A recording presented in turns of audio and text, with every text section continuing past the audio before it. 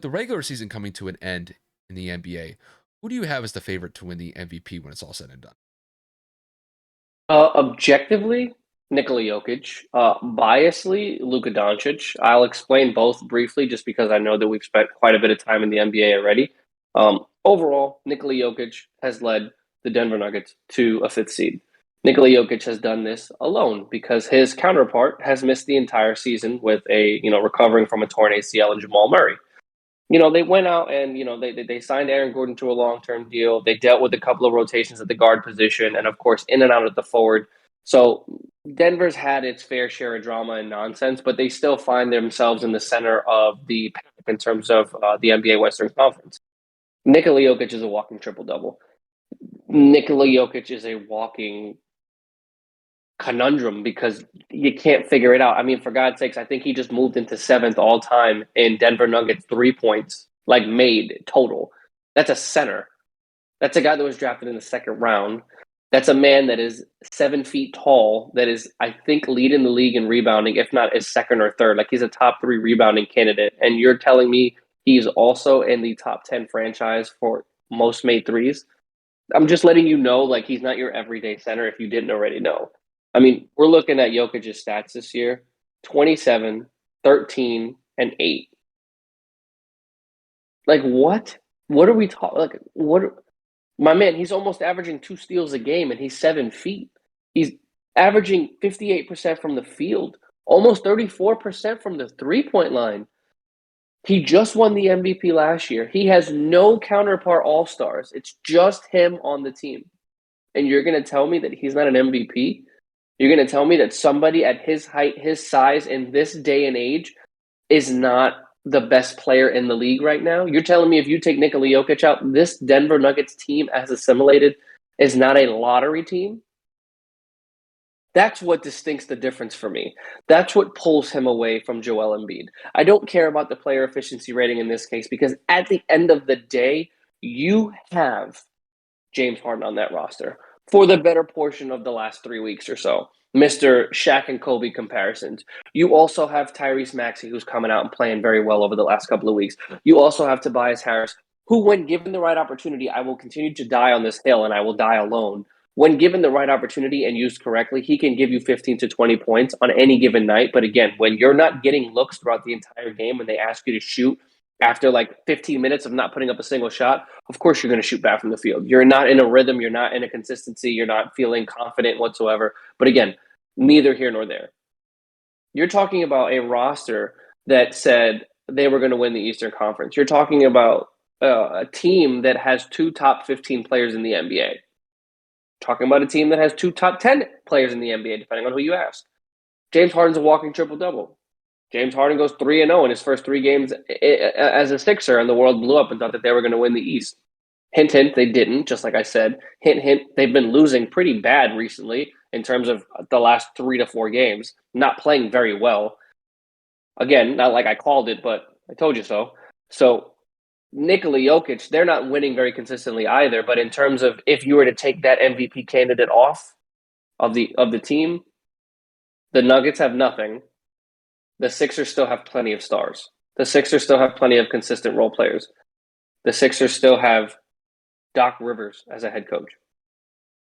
Can y'all tell me the head coach of the Denver Nuggets with a straight face? What is it, Mike Malone? What has Mike Malone done other than go to the Western Conference in the bubble? And what was it, 2 years ago? The Nuggets haven't done anything. All I'm saying is Nikola Jokic at 7 feet is doing everything physically for this team. Joel Embiid, granted, he is doing a lot of things statistically as well. Not that I'm going to sit here and take it away. He is the scoring leader for the NBA at 30.4 points per game. Less rebounds, less assists, less steals, less of a field goal percentage. It's not hard. And he's playing with James Harden. I genuinely don't want to hear it. Nikola Jokic should walk away with this MVP. And I'm just going to throw this out there because I know I'm almost at time here. Luka Doncic has been basically averaging 30-plus points with 9 and 9. So we're talking legitimately a walking triple-double himself. The Mavericks have also won 50 games this year in the Western Conference. He is the only player in the MVP discussion that has an above 500 record against other MVP candidates and teams. He's also the only player that has led his team into an above 50 win ratio out of the MVP candidates. And like again, I'm just throwing it out there. The man is legitimately doing absolutely no team outside of Spencer Dinwiddie, who just got to the team maybe 3 weeks ago, also. So your second best player is a guy that's averaging 17 points per game. Just gonna throw that out there. I know he's not gonna win it, but food for thought. Well, I mean, when I look at it, I mean, to me, it really kind of comes down to Nikola Jokic or Joel Embiid. And I will say that, Kevin, I think this kind of goes without saying that both of these guys, as far as Embiid and Jokic are concerned, are having phenomenal seasons. Even though that, yeah, you picked Jokic over Embiid. I can't deny the fact that Embiid is having a phenomenal individual season. I think he's actually averaging his career high in points this season. Yeah. You might have to fact check me on that, but I think that's the case.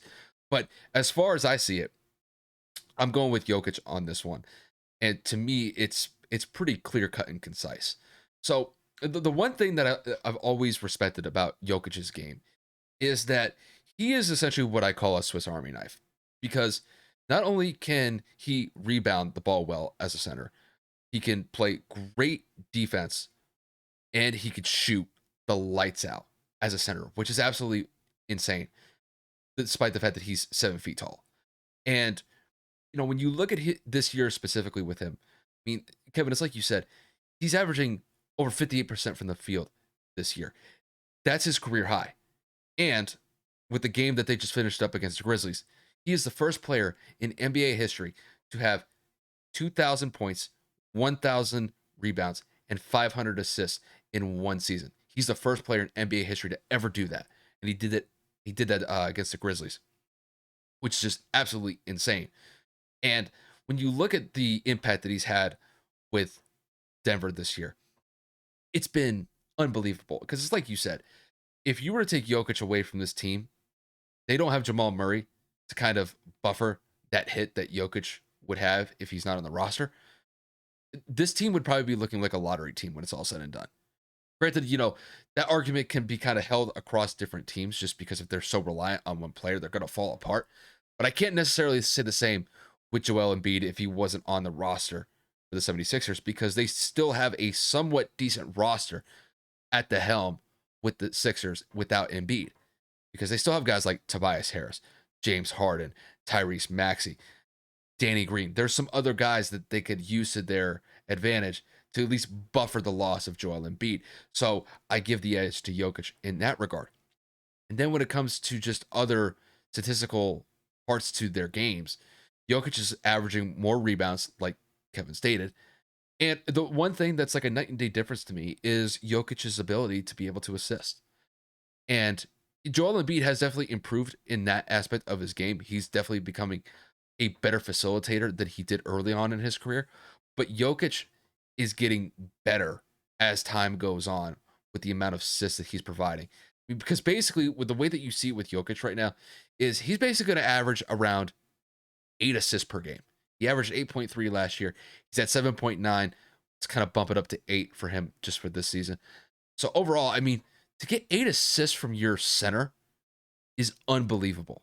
I mean, if this were 10, 15 years ago, they'd probably get like 3 or 4 assists a game. I mean, Jokic is basically doubling that.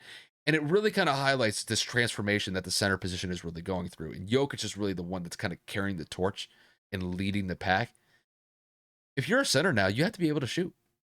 10, 15 years ago, you couldn't do that. I mean, 10, 15 years ago, you had guys like Dwight Howard who were single-handedly dominating the paint down low. He'd get 30 points just from points around the rim, where he could snag 15 rebounds a game, and that would be it. That's pretty much the utility that they had for centers back in the day.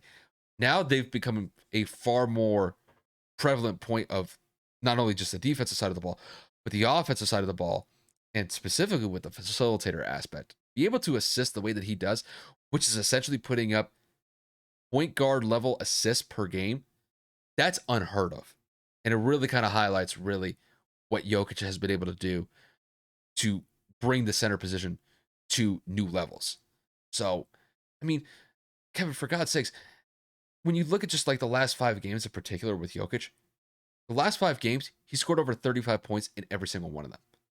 I mean, in the game against the Grizzlies on Thursday night, 35, 16, and 6. The night before that, against the Spurs, 41, 17, and 4. Against the Lakers, 38, 18, and 6. Against the T Wolves, 38, 19, and 8. I mean, these are staggering stat lines. These are it's just the level of consistency. It's so amazing. And I have no reason to believe that it's going to stop anytime soon. Now, I don't know if it's going to translate into success for Denver when the playoffs come around. But with Jokic on that roster, it definitely makes them more of a formidable opponent. And when it's all said and done, I think that Jokic is going to get the MVP, and I think he's going to repeat just because he has shown me the consistency that he had last year, and in some elements, he's improved upon it. And to be able to basically cap this year off as a 58% from the field shooter, which is his career high, after coming off of an MVP season where he averaged 56. I really don't know what else to say. This guy is a phenomenal basketball player, and he's going to continue to be that for the foreseeable future. That's just how I see it.